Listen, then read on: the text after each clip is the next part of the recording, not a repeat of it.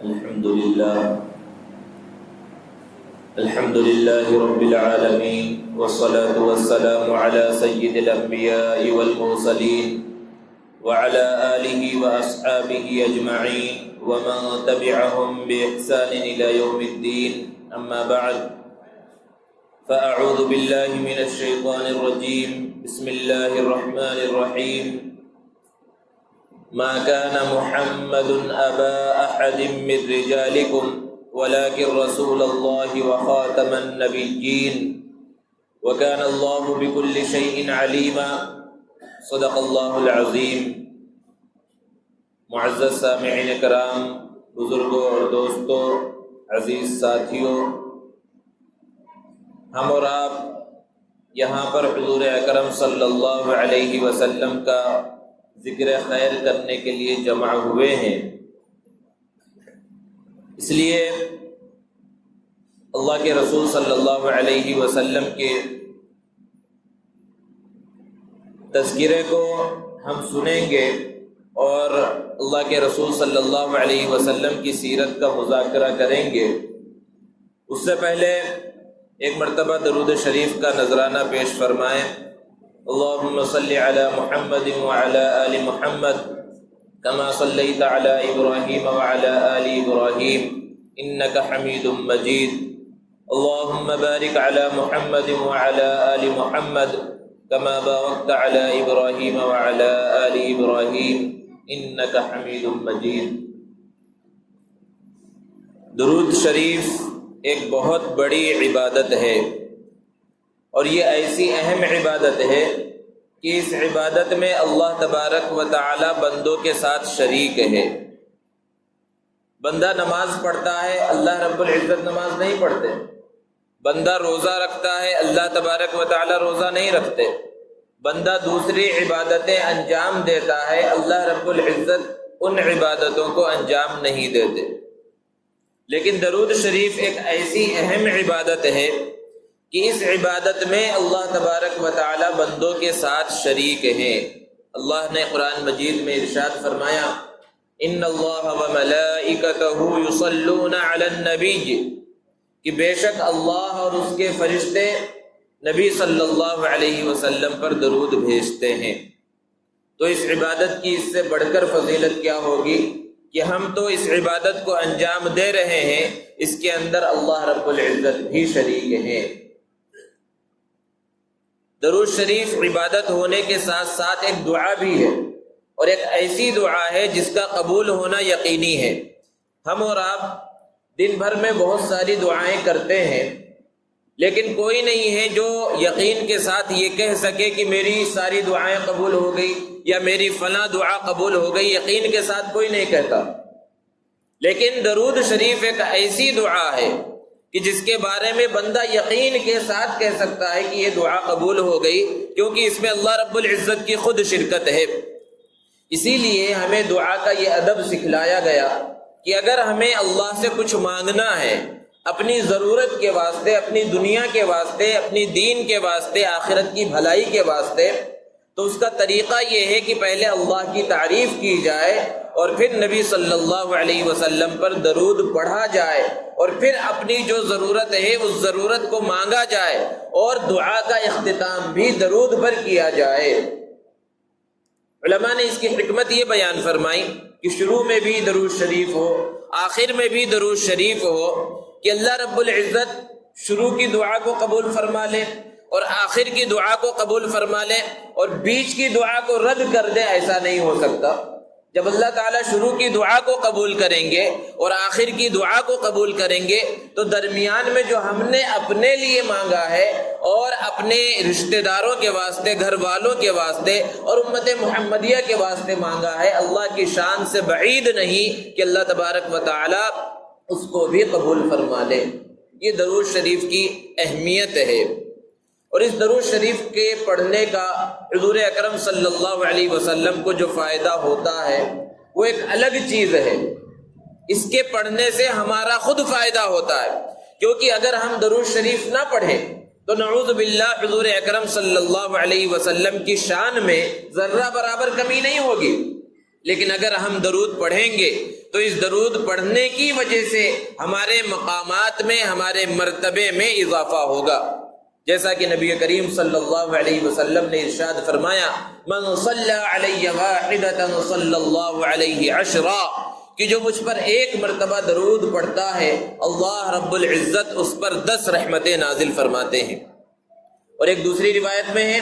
کہ جو مجھ پر ایک مرتبہ درود پڑھتا ہے اللہ رب العزت اس پر 10 رحمتیں نازل فرماتے ہیں، اس کے 10 گناہوں کو معاف فرما دیتے ہیں، اس کے 10 درجات کو بلند فرماتے ہیں۔ اور ایک حدیث میں ہے اللہ کے رسول صلی اللہ علیہ وسلم نے ارشاد فرمایا کہ جو مجھ پر ایک مرتبہ درود پڑھتا ہے اللہ رب العزت اس پر 10 رحمتیں نازل فرماتے ہیں، اور جو مجھ پر 10 مرتبہ درود پڑھتا ہے اللہ رب العزت اس پر 100 رحمتیں نازل فرماتے ہیں، اور جو مجھ پر 100 مرتبہ درود پڑھتا ہے تو اللہ رب العزت اس کی پیشانی پر لکھ دیتے ہیں براءۃ من النار و براءۃ من النفاق، کہ یہ آدمی جہنم سے آزاد ہے، یہ آدمی نفاق سے بری ہو گیا۔ یہ درود شریف کا مقام و مرتبہ ہے۔ اللہ کے رسول صلی اللہ علیہ وسلم کو ہمیشہ اس امت کی فکر رہتی تھی، اس امت کی فکر میں آپ پریشان رہا کرتے تھے۔ ایک صحابی اللہ کے رسول صلی اللہ علیہ وسلم کی اس کیفیت کو بیان فرماتے ہیں کان دائم الفکرۃ متواصل الاحزان، کہ جب بھی میں پیارے آقا صلی اللہ علیہ وسلم کا چہرہ مبارک دیکھتا ہوں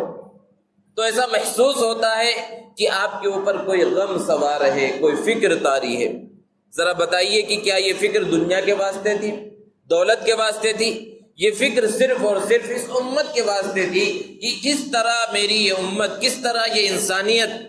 جہنم کے راستے سے بچ کر جنت کے راستے پر چلنے والی بن جائے۔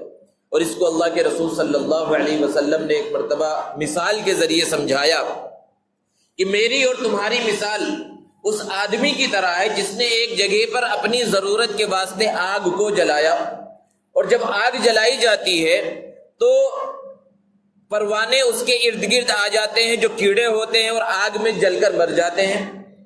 چھوٹی سی موم بتی بھی جلائی جائے تو اس کے ارد گرد بھی وہ کیڑے جنہیں پروانے کہا جاتا ہے شمع کے ارد گرد جمع ہو جاتے ہیں اور اس میں گر کر اپنی جان کو قربان کر دیتے ہیں۔ تو جب اس نے آگ کو جلایا اور وہاں پر پروانے آگ کے ارد گرد منڈلانے لگے تو اس شخص کو فکر ہوئی کہ میری وجہ سے، میرے آگ جلانے کی وجہ سے یہ کیڑے اور یہ پروانے بیکار میں مر جائیں گے، اور اس نے ان پروانوں کو اپنے ہاتھ سے دور کرنا شروع کیا کہ خواہ مخواہ یہ آگ میں جل کر نہ مرے۔ لیکن ان پروانوں کا تو کام ہی یہ ہے کہ وہ شمع کے اندر اور آگ میں جل کر مر جائیں۔ وہ جتنا بچانے کی کوشش کر رہا ہے وہ کیڑے آگ کی طرف ہی آ رہے ہیں۔ اللہ کے رسول صلی اللہ علیہ وسلم نے فرمایا بالکل اسی طرح میں تمہاری کمر کو پکڑ پکڑ کر تمہیں جہنم کی آگ سے بچانے کی کوشش کر رہا ہوں، لیکن تم ہو کہ جہنم کی آگ کی طرف بڑھے چلے جا رہے ہو۔ اتنی فکر تھی حضور اکرم صلی اللہ علیہ وسلم کو اس امت کی، تو کیا ایک امتی اتنا بھی نہیں کر سکتا کہ جب پیارے آقا صلی اللہ علیہ وسلم کا نام نامی آئے، آپ کا اسم گرامی آئے، تو وہ حضور اکرم صلی اللہ علیہ وسلم پر درود پڑھے؟ ہم اور آپ یہاں حضور اکرم صلی اللہ علیہ وسلم کا ذکر خیر اور آپ کی ولادت با سعادت کا تذکرہ کرنے کے لیے جمع ہوئے۔ ربیع الاول کا مہینہ چل رہا ہے، اور جب اس مہینے کا آغاز ہوتا ہے تو سیرت کے عنوانات پر مختلف مقامات پر جلسے منعقد کیے جاتے ہیں، سیمینار منعقد ہوتے ہیں، اس کے اندر مقالات پڑھے جاتے ہیں، بہت سارے اخبارات کے خصوصی ایڈیشن بھی شائع ہوتے ہیں، اور الگ الگ جلسے حضور اکرم صلی اللہ علیہ وسلم کی سیرت کے مختلف پہلوؤں پر رکھے جاتے ہیں۔ اللہ کے رسول صلی اللہ علیہ وسلم کس زمانے میں تشریف لائے، آپ صلی اللہ علیہ وسلم کا بچپنا کیسا تھا، آپ کی نبوت سے پہلے کی زندگی کیسی تھی، نبوت ملنے کے بعد کی زندگی کیسی تھی، آپ کی مکی زندگی کیسی تھی، آپ کی مدنی زندگی کیسی تھی، آپ نے غزوات میں جو شرکت فرمائی تو کس انداز میں شرکت فرمائی، مکہ کس انداز میں فتح ہوا، کب فتح ہوا، آپ صلی اللہ علیہ وسلم نے حج کیا، کب کیا، کس انداز میں کیا۔ یہ سیرت کے مختلف گوشے ہیں، مختلف پہلو ہیں، اور ان مختلف پہلوؤں پر روشنی ڈالی جاتی ہے۔ یہ صرف اور صرف حضور اکرم صلی اللہ علیہ وسلم کی خصوصیت ہے کہ اللہ کے رسول صلی اللہ علیہ وسلم کی پوری حیات طیبہ ہمارے سامنے موجود ہے۔ ایک انسان، ایک مسلمان اگر یہ جاننا چاہے کہ حضور اکرم صلی اللہ علیہ وسلم کی ولادت کن حالات میں ہوئی، اس وقت دنیا کے حالات کیا تھے، اور آپ صلی اللہ علیہ وسلم کا بچپنا کیسا گزرا، آپ کی مدت رضاعت کیسی گزری، بہت آسانی کے ساتھ بغیر کسی مشکل سے وہ ان چیزوں کو معلوم کر سکتا ہے۔ کتابوں کے اندر اللہ کے رسول صلی اللہ علیہ وسلم کی سیرت طیبہ، سیرت مبارکہ موتیوں کی طرح بکھرے پڑے ہیں۔ کسی اور نبی کی یہ خصوصیت نہیں ہے، حالانکہ بہت سارے انبیاء کرام علیہم الصلاۃ کا تذکرہ اللہ نے قرآن میں کیا ہے۔ حضرت موسیٰ، حضرت عیسیٰ علیہم الصلاۃ بہت تفصیل کے ساتھ ان کے واقعات آئے، لیکن آپ کسی حضرت عیسیٰ علیہ الصلاۃ پر ایمان لانے والے یعنی عیسائی سے، کسی کرسچن سے جو اس مذہب کو ماننے والا ہے، اس سے یہ سوال کریں کہ آپ اپنے نبی کے بارے میں ان کے بچپن کے حالات کو ہمیں بتلائیے، تو وہ کبھی نہیں بتلا سکتے، کیونکہ ان کے بچپن کے حالات محفوظ نہیں۔ نبوت سے پہلے کی زندگی کس انداز میں گزری وہ محفوظ نہیں ہے۔ یہ صرف اور صرف حضور صلی اللہ علیہ وسلم کی خصوصیت ہے۔ تو ہماری بھی ذمہ داری ہے کہ ہم حضور اکرم صلی اللہ علیہ وسلم کی سیرت کے جو مختلف پہلو ہیں ان سب چیزوں کو معلوم کریں، اور ان سے ہمیں کیا سبق ملتا ہے، ہماری ذمہ داری کیا بنتی ہے، اس ذمہ داری کو اپنانے کی اور اس کو پورا کرنے کی کوشش کریں۔ تب تو ہم حضور اکرم صلی اللہ علیہ وسلم سے محبت کرنے والے کہلائیں گے۔ اور اگر ہم نے صرف جلسے کر لیے اور جلسوں کے اندر سیرت کی تقریر کو بھی سن لیا، شعلہ بیان مقرروں کو بلا لیا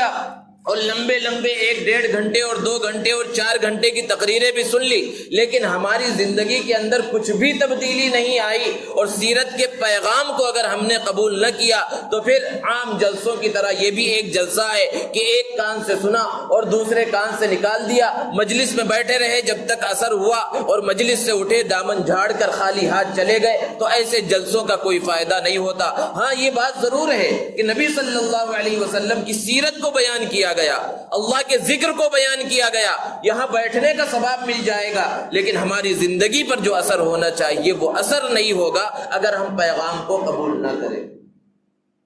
اللہ کے رسول صلی اللہ علیہ وسلم جس دور میں تشریف لائے اس کو دور جاہلیت، زمان جاہلیت کہا جاتا ہے۔ آپ نے بارہا سنا ہوگا اس لفظ کو، زمان جاہلیت کو کتابوں میں پڑھا ہوگا، خطیبوں اور واعظوں سے بھی سنا ہوگا۔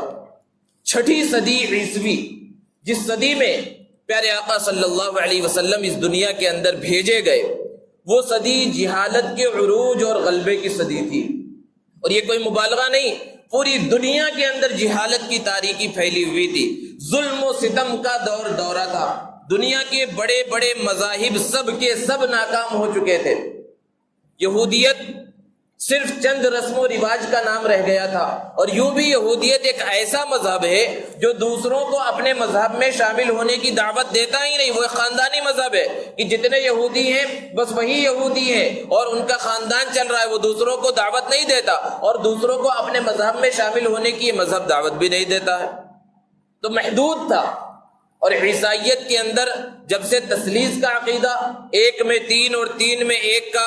جو یہ عقیدہ داخل ہوا تھا، اور اس بھول بھلائیے میں وہ لوگ جب سے پڑے تھے، تو عیسائیت کی شکل بت پرستی کے مذہب سے زیادہ کی نہیں رہ گئی تھی، اور ہندوستان اور وسط ایشیا میں اس زمانے میں بدھ مذہب بھی بہت زیادہ پھیلا ہوا تھا، لیکن اس کی شکل بھی ایک بت پرستی کے مذہب کی طرح ہی تھی۔ اور جہاں تک ہندو مذہب کی بات ہے، جس کو ہمارے برادران وطن مانتے ہیں اور اس مذہب کے ماننے والے ہیں، تو تاریخی روایتوں سے پتہ چلتا ہے کہ 6 صدی عیسوی میں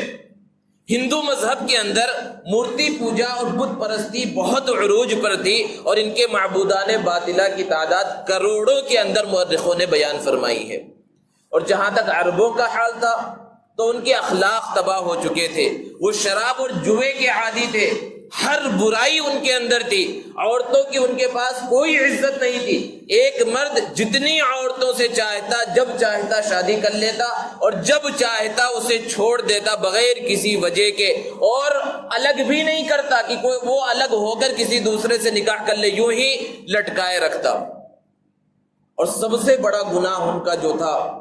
کہ آج کے زمانے میں جب لوگوں کے دلوں سے رحم کا جذبہ آہستہ آہستہ ختم ہوتا جا رہا ہے اور خطرناک سے خطرناک حادثات دیکھتے ہیں لیکن پھر بھی کوئی اثر نہیں ہوتا، اور وجہ کیا ہے؟ سوشل میڈیا پر ان سب چیزوں کی کثرت کی غلط چیزوں کو اور حادثات کو اور خون خرابے کو جب انسان بار بار دیکھتا ہے تو پھر اس کی وجہ سے جو ڈر اور خوف کی اچانک کوئی ایسی چیز دیکھی جس سے بدن کے رونگٹے کھڑے ہو جائے اور احساس پیدا ہو کہ کتنا برا ہو گیا ان لوگوں کے ساتھ، جب بار بار ایسی چیزیں سامنے آتی ہیں تو اس کی وجہ سے پھر انسان کے دل سے رحم کا یہ جذبہ ختم ہو جاتا ہے۔ یہ سب ہونے کے باوجود بھی ہم اس زمانے میں، زمانے جاہلیت کے جو لوگ تھے اور وہ بچیوں کو زندہ درگور کر دیا کرتے تھے، اپنی معصوم بچیوں کو زندہ زمین میں دفن کر دیا کرتے تھے، ان واقعات کو جب سنتے ہیں تو آج کے زمانے میں بھی ہماری آنکھوں کے اندر آنسو آ جاتے ہیں۔ انسان جب ان واقعات کو سنتا ہے تو اس کے بدن کے رونگٹے کھڑے ہو جاتے ہیں۔ اللہ کے رسول صلی اللہ علیہ وسلم تشریف فرما ہے، ایک صحابی چھوٹے سے بچے کو دودھ پینے کی عمر کا بچہ ہے، اس کو لے کر اللہ کے رسول صلی اللہ علیہ وسلم کے پاس تشریف لائے اور عرض کیا، اے اللہ کے رسول، یہ میرا بھتیجا ہے اور مجھے اس سے بہت زیادہ محبت ہے، لیکن اے اللہ کے رسول، ایک زمانہ ایسا بھی گزرا کہ مجھے بچوں سے ذرہ برابر محبت نہیں تھی، اور یہ وہ زمانہ تھا جب آپ دنیا کے اندر تشریف نہیں لائے تھے، آپ کو نبوت کی ذمہ داری عطا نہیں کی گئی تھی، تو ہم کیسے جاہل تھے، کیسے ظالم تھے، کس طرح ہم لڑکیوں پر عورتوں پر ظلم کرتے تھے۔ مقصد یہ ہے آپ کو بتانا، اللہ کے رسول، میں سفر پر گیا ہوا تھا، میرے گھر میں لڑکی کی ولادت ہوئی اور میری اہلیہ کو پتا تھا کہ اگر مجھے معلوم ہو گیا کہ گھر میں لڑکی کی ولادت ہوئی ہے تو میں اسے زندہ زمین میں دفن کر دوں گا، اس لیے جب میں سفر سے واپس آیا تو مجھ سے جھوٹ کہا گیا کہ لڑکی جو ہے مری ہوئی پیدا ہوئی تھی، وہ زندہ ہی نہیں بچی، اور میری اہلیہ نے اور میرے گھر والوں نے چھپ کر اس کی پرورش کی، مجھ سے چھپائے رکھا 6 سال تک، یہاں تک کہ وہ 6 سال کی عمر کو پہنچ گئی، شعور کی، بولنے کی، سمجھنے کی عمر کو پہنچ گئی۔ ایک دن میں اپنے گھر کے صحن میں بیٹھا ہوا تھا کہ اچانک وہ لڑکی میرے پاس آ گئی اور مجھے ابا جان کہہ کر پکارنے لگی اور کہنے لگی کہ ابا جان دیکھو میں کتنی بڑی ہو گئی ہوں اور آپ سے الگ رہ کر میں زندگی گزار رہی تھی، اور دیکھو میں کتنی بڑی ہو گئی ہوں، میں آپ کے بالوں میں کنگھا کر سکتی ہوں اور میں آپ کے کپڑے دھو سکتی ہوں اور میں آپ کا یہ کام کر سکتی ہوں، یہ کام کر سکتی ہوں۔ وہ صحابی بیان فرماتے، اللہ کے رسول، جب میں نے اس بات کو سنا کہ میری بیٹی ہے تو ذرہ برابر میرے دل کے اندر محبت پیدا نہیں ہوئی، بلکہ وہی جاہلیت کے زمانے کا جو جذبہ تھا وہ جذبہ میرے دل کے اندر ابھرا، پیدا ہوا کہ اچھا میرے گھر کے اندر لڑکی کی ولادت ہوئی ہے، اب اس کو میں پالوں اور یہ بڑی ہو اور پھر میں اس کی شادی کر کے کسی دوسرے کے یہاں بھیج دوں، جس کو قرآن میں اللہ نے بیان فرمایا کہ اس کو عار سمجھتے تھے، وَإِذَا بُشِّرَ أَحَدُهُمْ بِالْأُنثَىٰ ظَلَّ وَجْهُهُ مُسْوَدًّا وَهُوَ كَظِيمٌ، کہ جب کسی کو ان میں سے لڑکی کی ولادت کی خوشخبری سنائی جاتی ہے تو چہرہ کالا پڑ جاتا ہے، لوگوں سے چھپتا ہوا پھرتا ہے۔ وہی حال میرا بھی ہوا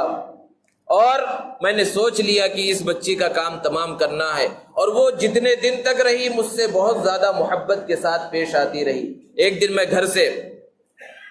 کدال وغیرہ لے کر نکلا، زمین کھودنے کا سامان، تو بچے میرے ساتھ چلنے لگی کہ ابا جان میں بھی آپ کے ساتھ چلوں گی، اور میرا تو مقصد تھا اس کو ساتھ لے جانا۔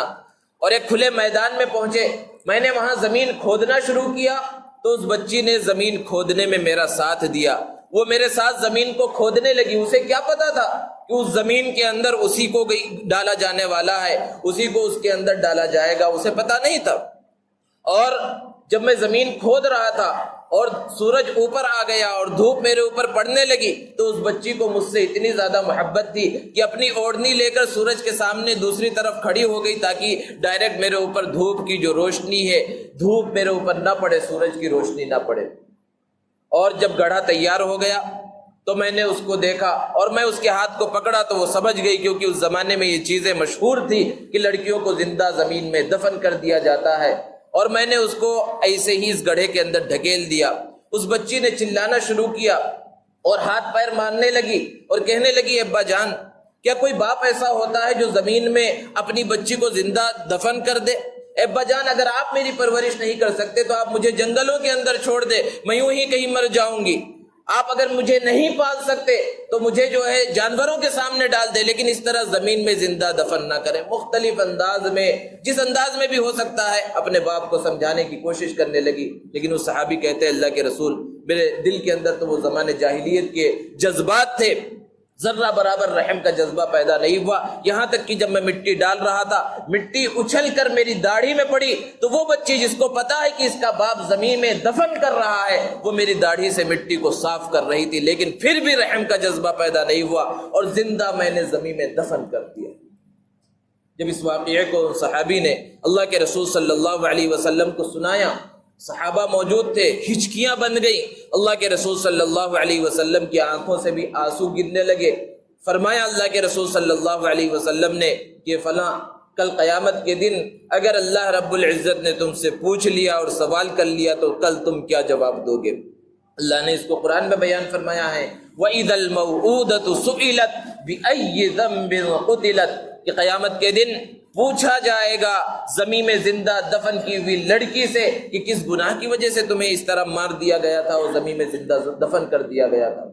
انہوں نے عرض کیا اللہ کے رسول یہی تو بتلانا مقصود ہے کہ جب آپ تشریف نہیں لائے تھے،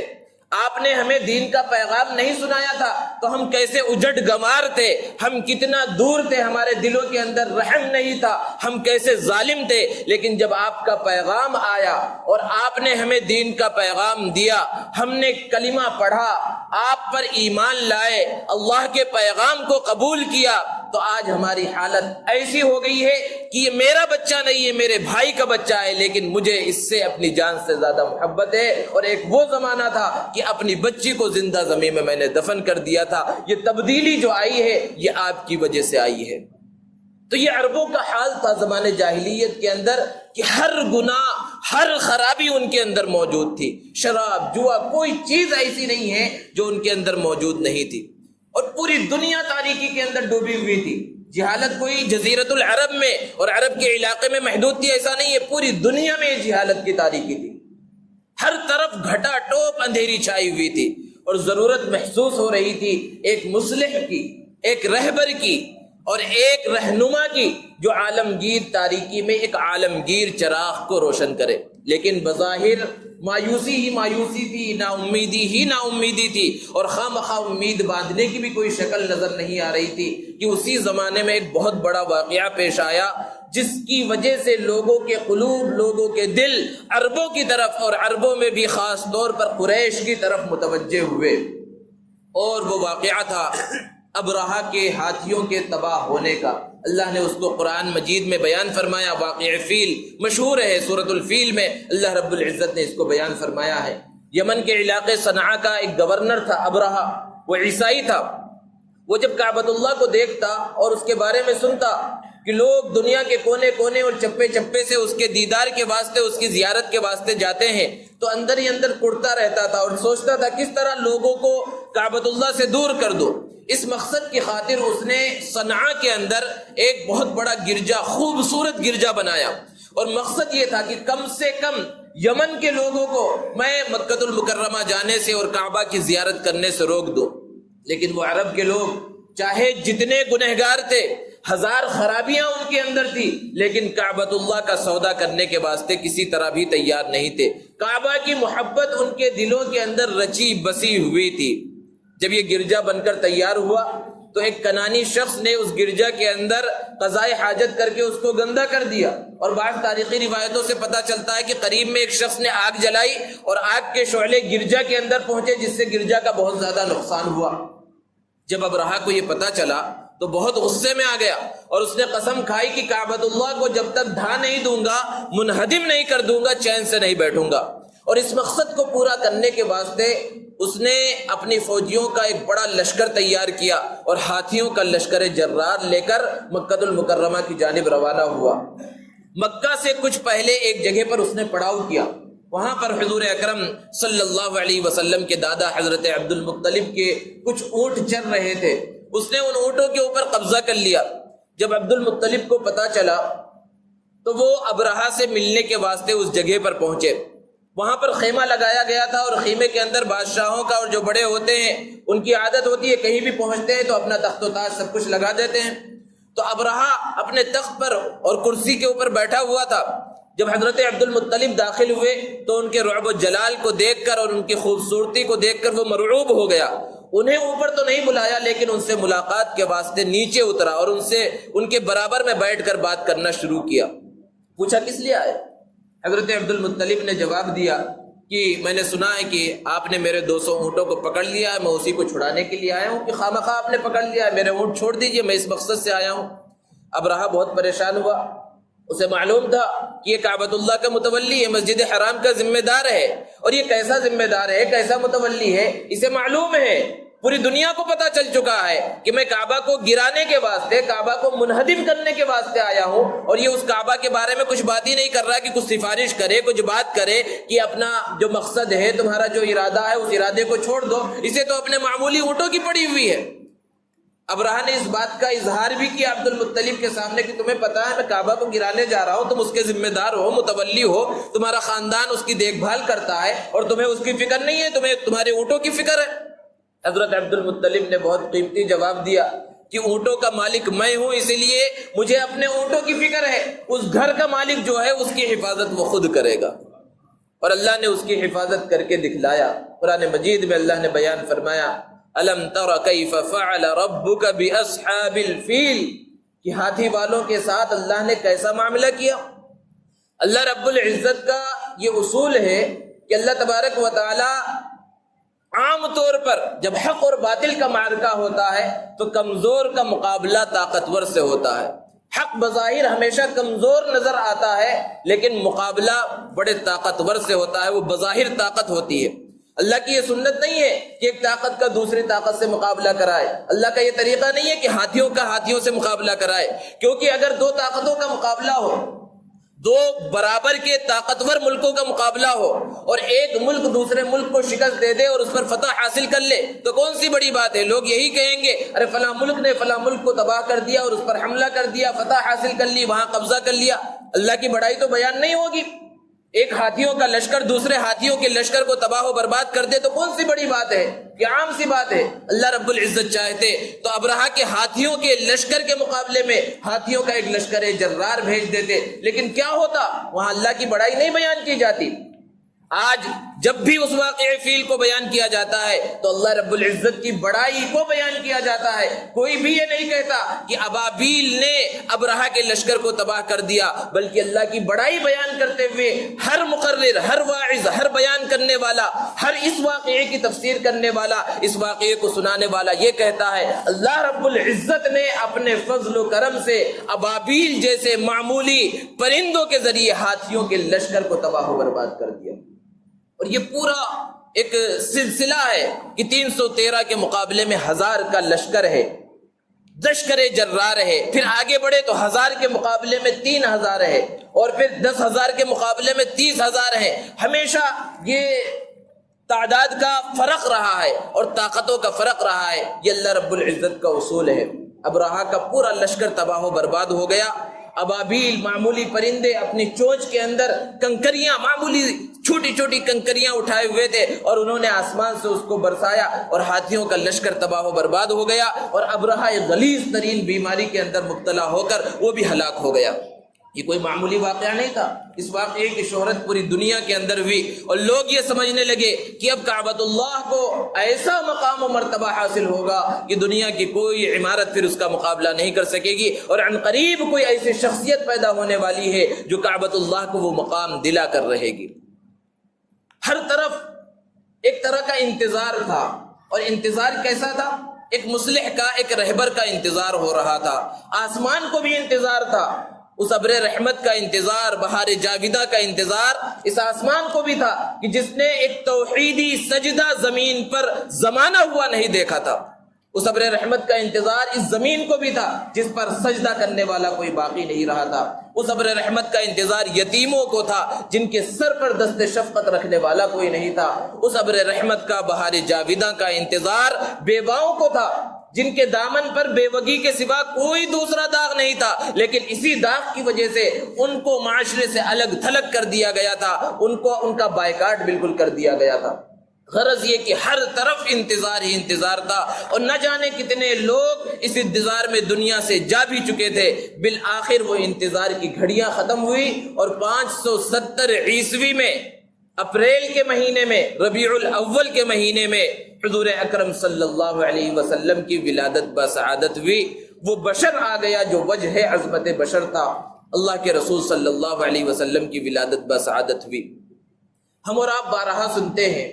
کہ اللہ رب العزت جس کو جتنا بڑا مقام عطا فرماتے ہیں اس کا اتنا بڑا امتحان لیتے ہیں۔ حضرت ابراہیم علیہ السلام کے واقعات ہم بارہا سنتے ہیں کہ اللہ نے انہیں امام بنایا، امام کے لقب سے سرفراز فرمایا، امامت اور قیادت کے منصب کو انہیں عطا کیا، اور اپنا خلیل بنایا، خلیل اللہ بنایا، لیکن اس سے پہلے سخت ترین امتحانات لیے۔ اللہ نے خود بیان فرمایا وَإِذِ ابْتَلَىٰ إِبْرَاهِيمَ رَبُّهُ بِكَلِمَاتٍ فَأَتَمَّهُنَّ، کہ بہت امتحان لیا اور سارے امتحانات میں وہ کامیاب ہو گئے۔ اسی طرح اللہ رب العزت نے جب یہ چاہا کہ حضور اکرم صلی اللہ علیہ وسلم جو خاتم النبیین ہیں، آخری نبی ہیں، وہ قبیل قریش میں اور بنو ہاشم کے اندر تشریف لائیں، تو اللہ کے رسول صلی اللہ علیہ وسلم سے تعلق رکھنے والی 3 قریبی شخصیات کا اللہ نے بڑا سخت امتحان لیا۔ پہلا امتحان حضرت عبدالمطلب کا، حضور اکرم صلی اللہ علیہ وسلم کے دادا کا۔ حضرت عبدالمطلب کا یہ جو نام ہے، جو مشہور ہے عبدالمطلب، یہ ان کا اصلی نام نہیں ہے۔ جب یہ پیدا ہوئے تھے تو بہت خوبصورت تھے، ان کے جو بال تھے پیدائشی طور پر ان میں چمک بہت زیادہ تھی، ایسا محسوس ہوتا تھا سفید ہے، اس لیے ان کا نام شیبہ رکھ دیا گیا، اور شیبہ کے معنی ہی ہے بالوں کی چمک یا بالوں کی سفیدی یا بڑھاپا، تو شیبہ ان کا نام رکھا گیا، اور اسی نام سے یہ مشہور تھے بچپنے میں۔ کچھ ہی دنوں کے بعد ان کے والد کا انتقال ہو گیا۔ ان کی والدہ یثرب کی، جو بعد میں چل کر مدینہ بنا، وہاں کی رہنے والی تھی۔ جب شوہر کا انتقال ہوا، دیکھ بھال کرنے والا کوئی نہیں تھا، تو ان کی والدہ اپنے بچے کو لے کر اپنے میکے یثرب چلی گئی، مدینہ چلی گئی، اور وہیں یہ بچہ بڑا ہونے لگا۔ کچھ زمانے کے بعد مکہ کا ایک تاجر مدینہ المنورہ سے یثرب سے گزرا، اس نے دیکھا کہ ایک میدان میں کچھ بچے تیر اندازی کا مقابلہ کر رہے ہیں، اور جو نشانہ ہے جہاں پر تیر مارنا ہے، اکثر بچے تیر مارتے ہیں نشانے پر نہیں لگتا، لیکن ایک بچہ ہے جب بھی وہ کمان کو پکڑتا ہے تو یہ کہتا ہے میں قریش کا بیٹا ہوں، اور پھر تیر پھینکتا ہے تو برابر نشانے پر جا کر لگتا ہے۔ اس شخص کو بڑا تعجب ہوا کہ یہ مدینہ میں جو کئی سو کلومیٹر دور ہے،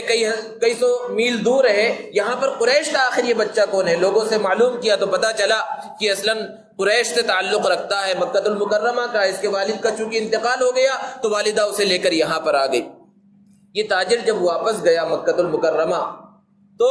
عبدالمطلب، جن کا نام شیبہ ہے، ان کے چچا سے ملا، جو اس زمانے میں بڑا مقام و مرتبہ رکھتے تھے اور مکہ کے بڑے لوگوں میں شمار کیے جاتے تھے۔ ان سے کہا آپ تو یہاں بڑی عیش و عشرت کی زندگی گزار رہے ہیں، اور آپ کو اپنے بھتیجے کی بھی فکر نہیں ہے کہ وہ کس طرح یہاں سے بہت دور قسم پرسی کی زندگی گزار رہا ہے، فقر و فاقہ کی زندگی گزار رہا ہے۔ ان کو جب پتا چلا تو وہ مدینہ گئے، اور وہاں سے اپنے بھتیجے کو ساتھ لیا اور اپنی سواری پر پیچھے بٹھایا اور مکہ المکرمہ میں آئے۔ جب مکہ میں سواری پر بٹھا کر اندر داخل ہو رہے تھے تو لوگوں نے دیکھا کہ ایک بچے کو مطلب لے کر آئے ہیں۔ چچا کا نام اصل میں مطلب تھا، شیبہ کے چچا کا نام مطلب تھا، یعنی حضرت عبدالمطلب جو بعد میں مشہور ہوئے، ان کے چچا کا نام مطلب تھا۔ تو مطلب جب مکہ المکرمہ میں داخل ہو رہے تھے تو لوگوں نے دیکھا کہ ایک بچے کو لے کر آئے، تو ان لوگوں نے سمجھا شاید کوئی غلام خرید کر لائے ہیں، اس لیے اس بچے کو عبدالمطلب کہہ کر پکارا کہ مطلب کا یہ غلام ہے۔ تو یہ نام اتنا مشہور ہوا کہ ان کا اصلی نام لوگوں کے ذہنوں سے محو ہو گیا، اور لوگ جانتے بھی نہیں کہ ان کا اصلی نام یہ نہیں ہے۔ ذرا تصور کیجئے حضرت عبدالمطلب کا بچپنا کیسا تھا۔ حالانکہ کیا مقام و مرتبہ ملنے والا ہے، ان کے صلب سے اللہ کے رسول صلی اللہ علیہ وسلم کی ولادت بسعادت ہونے والی ہے۔ خاتم النبیین محمد عربی صلی اللہ علیہ وسلم ان کے خاندان میں پیدا ہونے والے ہیں، لیکن بچپنا کیسا گزر رہا ہے، کس طرح باپ کا انتقال ہو چکا ہے اور ماں اکیلے بچے کو پال رہی ہے، اور بچہ یوں ہی ادھر ادھر گھومتا ہوا زندگی گزار رہا ہے، کوئی دیکھ بھال کرنے والا نہیں ہے۔ کس طرح کا امتحان ہے، لیکن بعد میں اللہ نے کیا مقام و مرتبہ دیا کہ بیت اللہ کا متولی بنا دیا، اور آب زمزم ایک زمانہ وہ کنواں زمانے کے گزرنے کی وجہ سے مٹی وغیرہ کے ذریعے وہ ختم ہو چکا تھا. حضرت عبدالمطلب نے اپنے بیٹوں کے ذریعے دوبارہ اس کنویں کو جاری کیا اور اس کنویں کو تلاش کیا اور پتہ چلا انہیں، تو دوبارہ آب زمزم کا کنواں بھی انہی کے ہاتھ سے جاری ہوا. یہ مقام اور مرتبہ اللہ نے انہیں عطا کیا. جب ان کی شادی ہوئی تو انہوں نے ایک نظر مانی. نظر یہ مانی کہ اگر اللہ نے مجھے 10 بیٹے عطا کیے تو ایک کو اللہ کی راہ میں قربان کر دوں گا. یہاں سے دوسرا امتحان ہے حضور اکرم صلی اللہ علیہ وسلم کے والد محترم حضرت عبداللہ کا. اللہ رب العزت نے حضرت عبدالمطلب کو 10 بیٹے عطا فرمائے. جب یہ 10 کے 10 جوان ہو گئے اور شعور کی عمر کو پہنچ گئے تو انہیں اپنی نظر یاد آئی کہ میں نے یہ نظر مانی تھی، اور انہوں نے اس نظر کو پورا کرنے کا ارادہ کیا اور 10 بیٹوں کے نام قرآن نکالا کہ جس کے نام قرآن نکلے گا، چٹھی میں نام آئے گا، اس کو اللہ کی راہ میں قربان کر دیا جائے گا. اتفاق دیکھیے کہ نام نکلتا ہے حضرت عبداللہ کا، جو سب سے لاڈلے ہیں، سب سے خوبصورت ہیں، سب سے چہیتے ہیں. بہنوں کے بھی سب سے زیادہ چہیتے حضرت عبداللہ تھے. تو بہنوں نے کہا کہ ابا جان ان کو قربان مت کیجیے، ان کے بدلے میں 10 اونٹوں کو رکھیے اور پھر نام نکالیے کہ دیکھیں کس کا نام نکلتا ہے. اگر اونٹوں کا نام نکلتا ہے تو 10 اونٹ ان کے بدلے میں قربان کر دیجیے اور ان کو رہنے دیجیے. حضرت عبدالمطلب نے اس رائے کو پسند کیا اور ایک طرف 10 اونٹ رکھے گئے، ایک طرف حضرت عبداللہ ہے، اور قرآن نکالا گیا، چٹھی اچھالی گئی تو پھر نام حضرت عبداللہ کا نکلا. پھر اور 10 اونٹوں کا اضافہ کیا گیا، پھر نام نکلا حضرت عبداللہ کا. اسی طرح 10 اونٹوں کا اضافہ کیا جاتا رہا، یہاں تک کہ جب اونٹوں کی تعداد 100 ہو گئی اور پھر اس کے بعد قرآن نکالا گیا تو نام حضرت عبداللہ کے بجائے اونٹوں کے نام نکلا، اور اس طرح حضرت عبداللہ کے بدلے 100 اونٹوں کو قربان کیا گیا. اور اس میں ایک باریک حکمت بھی تھی جو آگے چل کر شریعت بننے والی تھی، لیکن اس کا اشارہ یہاں پر ہو گیا تھا کہ اگر کسی سے قتل ہو جائے، قتل حالانکہ بہت بڑا گناہ ہے، لیکن اگر کسی سے گناہ سرزد ہو گیا تو قرآن کہتا ہے کہ قتل کے بدلے میں قتل ہے. اگر اسلامی حکومت ہو اور اسلامی شریعت کا نفاذ وہاں ہو رہا ہو تو قاتل کو قتل کر دیا جائے گا. لیکن مقتول کے ورثہ اگر اس بات پر راضی ہو جائے کہ بھئی ہمارے آدمی کی تو جان جا چکی، اب خواہ مخواہ دوسرے کی جان لے کر کیا فائدہ، کچھ پیسے پر راضی ہو جائیں، دیت پر راضی ہو جائے، تو دیت کی جو مقدار ہے ایک جان کی وہ 100 اونٹوں کے برابر ہے. تو وہاں پر ہلکا سا اشارہ، وہ ابھی شریعت حالانکہ نازل نہیں ہوئی، ابھی اللہ کے رسول صلی اللہ علیہ وسلم دنیا کے اندر تشریف نہیں لائے، لیکن وہاں پر وہ اشارہ شریعت کے اس حکم کی جانب بھی تھا. ایک مرتبہ ایک شخص آیا اللہ کے رسول صلی اللہ علیہ وسلم کے پاس اور اس طرح مخاطب کیا، یا ابن الذبیحین، کہ اے 2 ذبیح کے بیٹے. اللہ کے رسول صلی اللہ علیہ وسلم مسکرائے اور کہا ہاں میں 2 ذبیح کا بیٹا ہوں، میں حضرت اسماعیل علیہ السلام کی اولاد میں سے ہوں اور وہ ذبیح اللہ تھے. ان کے ذبح ہونے کا فیصلہ ہو چکا تھا، اللہ نے دمبا نازل کر کے، دمبا بھیج کر ان کے بچنے کا سامان پیدا کیا، اور میں عبداللہ کا بیٹا ہوں، وہ بھی ذبیح تھے، ان کے بھی ذبح ہونے کا، قربان ہونے کا فیصلہ ہو چکا تھا. اللہ رب العزت نے ان کو بچایا، ان کی حفاظت کی. تو حضرت عبداللہ جب یہ قرآن اندازی وغیرہ کا سلسلہ سب ختم ہو گیا، اس کے بعد آپ نے مدینہ کی ایک خاتون حضرت آمینہ سے نکاح کیا، اور نکاح کے کچھ ہی دنوں کے بعد حضرت عبداللہ کا انتقال ہو گیا. اب یہاں پر ایک بہت بڑا تیسرا امتحان ہے، وہ حضور اکرم صلی اللہ علیہ وسلم کی والد محترمہ کا ہے. عام طور پر عورتیں جب حمل سے ہوتی ہیں تو انہیں بہت زیادہ تکلیف کا احساس ہوتا ہے، لیکن حضرت آمینہ بیان فرماتی ہیں کہ میں حمل سے ہوئی تو مجھے تکلیف کا کچھ بھی احساس نہیں ہوا. ابھی اللہ کے رسول صلی اللہ علیہ وسلم دنیا میں تشریف نہیں لائے، لیکن آپ کے انوارات اور برکات کا ظہور ہونے لگا. حضرت آمینہ جہاں پر چلتی ایسا محسوس ہوتا کہ بادل ان کے اوپر سایہ کیے ہوئے ہیں، پتھر انہیں جھک کر سلام کر رہے ہیں، اور آب زمزم کے کنویں کے پاس پہنچتی تو ایک کرشماتی طور پر پانی جو نیچے ہوتا وہ خود بخود اوپر آ جاتا اور بہت آسانی سے وہ اس کو نکال لیتی. مکہ کی دوسرے عورتیں یہ کہتی اے آمینہ تم یہیں ٹھہری رہو، کیونکہ جب تک تم رہتی ہو پانی اوپر رہتا ہے، ہم بھی آسانی سے نکال لیں، تم چلی جاؤ گی پانی بھی نیچے چلا جائے گا. یہ سب خصوصیات تھی اللہ کے رسول صلی اللہ علیہ وسلم کی. نبی صلی اللہ علیہ وسلم تشریف نہیں لائے، لیکن کچھ ایسے واقعات پیش آ رہے تھے جس سے پتہ چل رہا تھا کوئی بڑی شخصیت آنے والی ہے. کسی نبی کے دنیا میں آنے سے پہلے یا نبوت کے عطا کیے جانے سے پہلے جو واقعات پیش آتے ہیں انہیں ارہاس کہا جاتا ہے، اور ایسے بہت سے ارہاس پیش آ رہے تھے. نبوت ملنے کے بعد کوئی خرق عادت چیز پیش آئے تو اسے تو معجزہ کہتے ہیں، لیکن نبوت سے پہلے نبی کے ہاتھ سے کچھ ایسی چیزیں ظاہر ہو جو عام طور پر کسی انسان کے ہاتھ سے ظاہر نہیں ہوتی، یا نبی کے نبوت ملنے سے پہلے کچھ ایسے آثار دنیا کے اندر پیش آئے جو عام طور پر پیش نہیں آتے، تو انہیں ارہاس کہا جاتا ہے. اور اللہ کے رسول صلی اللہ علیہ وسلم کے دنیا میں تشریف لانے سے پہلے ایسے بہت سارے ارہاس پیش آ رہے تھے. حضرت آمینہ نے ایک مرتبہ خواب دیکھا کہ ان کے جسم سے ایک روشنی نکلی جس سے ملک شام کے محلات روشن ہو گئے. اور پھر اللہ کے رسول صلی اللہ علیہ وسلم کی جس دن ولادت ہوئی اس دن قیصر و کسریٰ کے محلات میں زلزلہ آ گیا. فارس کا آتش کدہ، کیونکہ جو فارسی اور ایرانی لوگ تھے وہ آگ کی پوجا کرتے تھے، مجوسی تھے وہ، تو آگ 1000 سال سے ان کے آتش کدے میں مسلسل آگ جل رہی تھی، کبھی وہ آگ بجھی نہیں تھی. لیکن جس وقت اللہ کے رسول صلی اللہ علیہ وسلم کی ولادت ہوئی، حیرت انگیز طور پر وہ آگ بھی بجھ گئی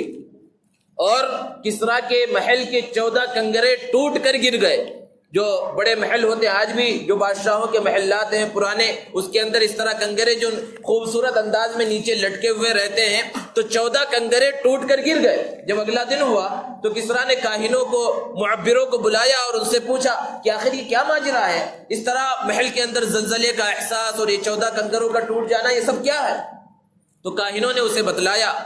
کہ شاید کوئی ایسا بچہ پیدا ہو چکا ہے جو آپ کے خاندان سے بادشاہت کے خاتمے کا سبب بنے گا. تو اس نے پوچھا ٹھیک ہے، لیکن یہ 14 کنگرے کیوں ٹوٹے؟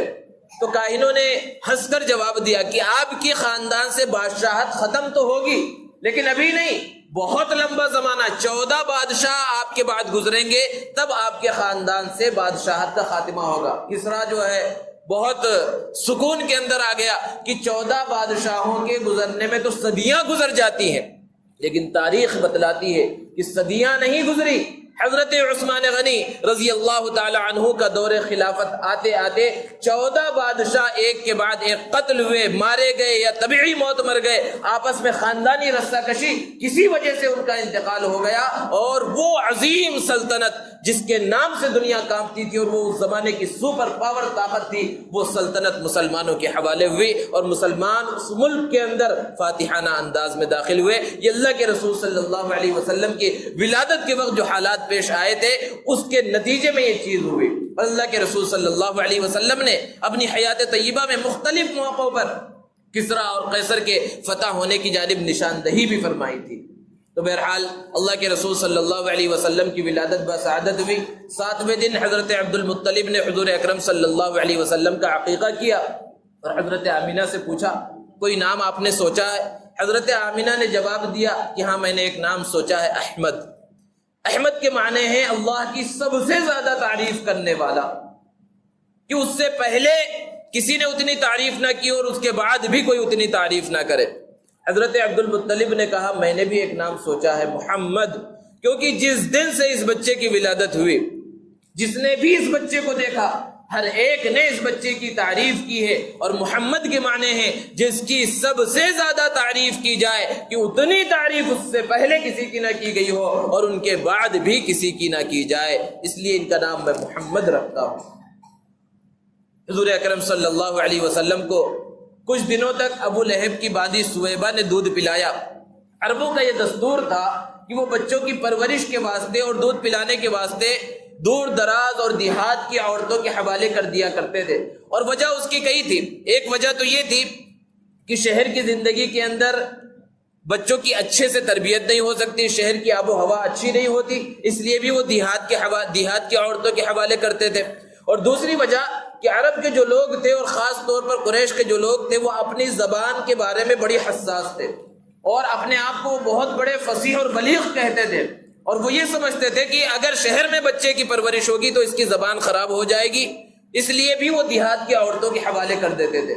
مکہ سے قریب بنو سعد کا قبیلہ آباد تھا اور وہ بچوں کی پرورش میں بہت زیادہ مشہور تھا. اللہ کے رسول صلی اللہ علیہ وسلم کی جس زمانے میں ولادت بسعادت ہوئی تو بنو سعد کی بہت ساری عورتیں مکہ المکرمہ کی جانب روانہ ہوئی بچوں کو لینے کے واسطے. اور بچوں کو لینے کا مقصد کیا ہوتا تھا؟ اجرت طے نہیں ہوتی تھی کہ دودھ پلائیں گے تو اتنا پیسہ مہینے کے اعتبار سے یا سال کے اعتبار سے دیا جائے گا، اجرت طے نہیں کرتی تھی، بلکہ اپنی خوشی سے آپ جتنا دینا چاہو دے دو. تو جتنا بڑا گھرانہ ہوگا اتنا زیادہ انعام ملے گا، جتنے بڑے مالدار ہوں گے، اہل ثروت ہوں گے، اسی اعتبار سے انعام ملے گا اور قیمت ملے گی۔ تو یہ روایتوں کے اندر ملتا ہے کہ تقریباً 10 عورتیں تھیں، انہی میں حضرت حلیمہ سعدیہ بھی ہیں، لیکن چونکہ ان کے گھر میں فقر و فاقہ تھا، ان کی جو سواری تھی، اونٹنی تھی، بہت لاغر تھی، کمزور تھی۔ ان کے شوہر بھی ان کے ساتھ روانہ ہوئے، لیکن وہ باقی جو عورتیں تھیں ان کی سواری طاقتور ہے، فربا ہے، تیز ہے، تو وہ آگے بڑھ جاتی، اور آگے بڑھ کر حضرت حلیمہ پیچھے ہو گئی تو آگے کسی جگہ پر انتظار کرتی۔ جیسے آج بھی ہوتا ہے کہ کچھ دوست ایک راستے میں سفر کر رہے ہو، کوئی پیچھے ہو گیا تو کچھ جگہ پر جا کر رک جاتے ہیں کہ وہ بھی آ جائے، پھر ساتھ میں آگے سفر کریں گے۔ تو اسی طرح حضرت حلیمہ کا ان لوگوں نے انتظار کیا، لیکن جب بار بار پیچھے ہوتی تو ان لوگوں نے، ان عورتوں نے حضرت حلیمہ کو چھوڑ دیا، اور وہ خود پہلے مکہ المکرمہ پہنچ گئی، اور مکہ کے مالدار گھرانوں سے انہوں نے بچوں کو لے لیا۔ وہ سب کے سب اللہ کے رسول صلی اللہ علیہ وسلم کے گھر پہ بھی آئیں، بچے کو دیکھا اور پوچھا کہ باپ کیا کرتے ہیں، تو بتلایا گیا کہ باپ ہے نہیں، یہ بچہ یتیم ہے۔ تو انہوں نے یہ سوچ کر کہ جب باپ نہیں ہے اور بچہ یتیم ہے تو ہمیں کیا ملے گا، وہ جسے یتیم سمجھ کر چھوڑ رہی تھی انہیں کیا پتا تھا کہ وہ یتیم نہیں، وہ در یتیم ہے۔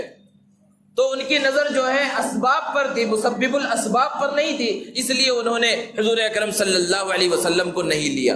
حضرت حلیمہ جب بعد میں پہنچی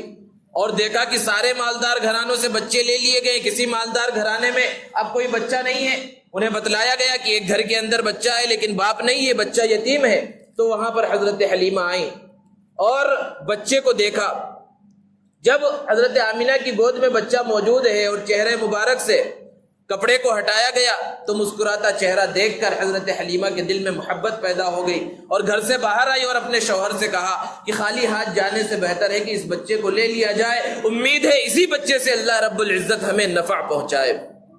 اور حضرت حلیمہ پھر واپس گئی اور حضرت آمینہ سے اپنے ہاتھ میں بچے کو لے لیا، اور حضرت آمینہ سے حضرت حلیمہ نے کہا کہ اے آمینہ، میں نے گاؤں دیہات میں اتنا خوبصورت بچہ نہیں دیکھا۔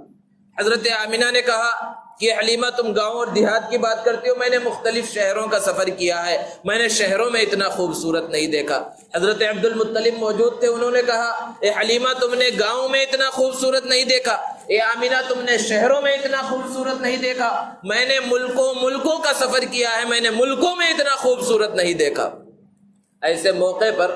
اگر حضرت جبرائیل سے کہا جائے کہ آپ بھی کچھ بیان کریں تو حضرت جبرائیل علیہ السلام کیا کہیں گے؟ اللہ کے رسول صلی اللہ علیہ وسلم کے حسن و جمال کو، آپ کی خوبصورتی کو بیان کرنے کے واسطے اس کو بیان کیا، بعض شاعروں نے بیان کیا ہے، اگرچہ یہ حقیقت نہیں ہے، لیکن حضرت جبرائیل یہ کہتے کہ اے حلیمہ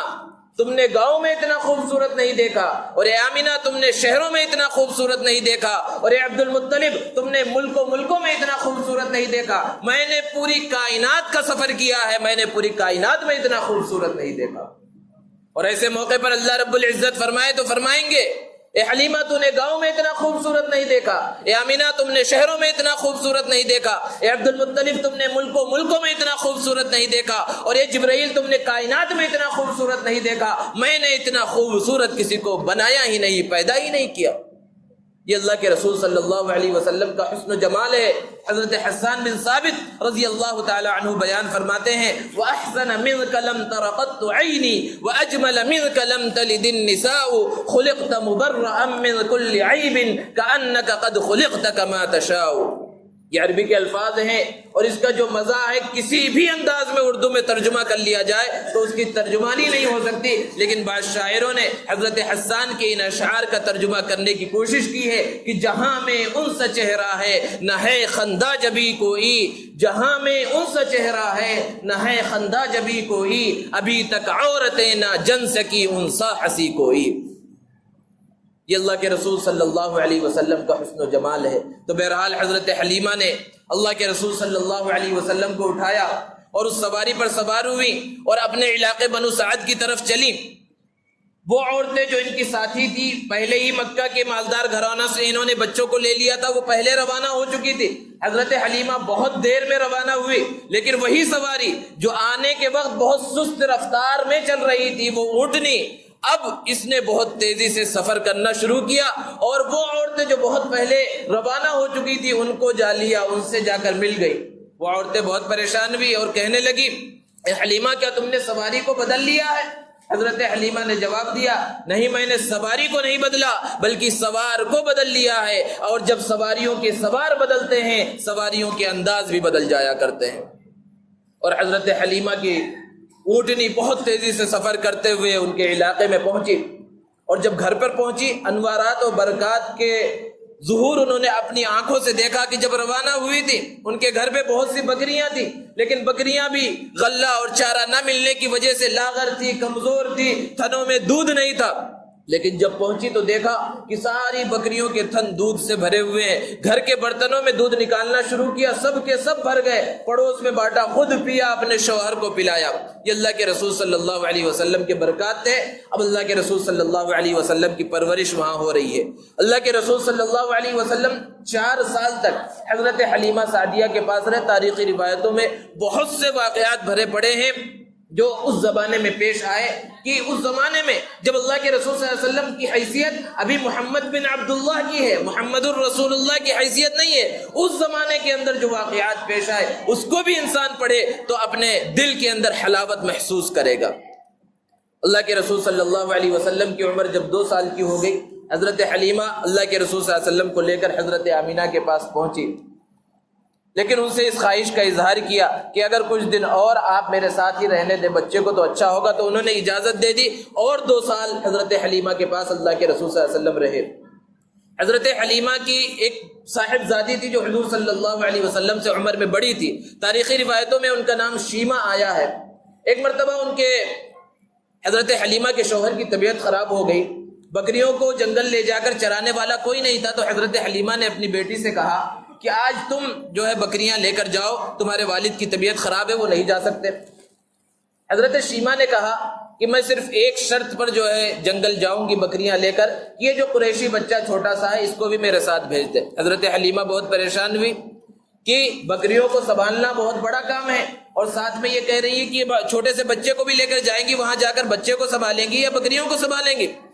تو انہوں نے کہا نہیں، شرط تو یہی ہے اگر آپ اس قریشی بھائی کو میرے ساتھ بھیجیں گی تو میں جاؤں گی ورنہ نہیں جاؤں گی۔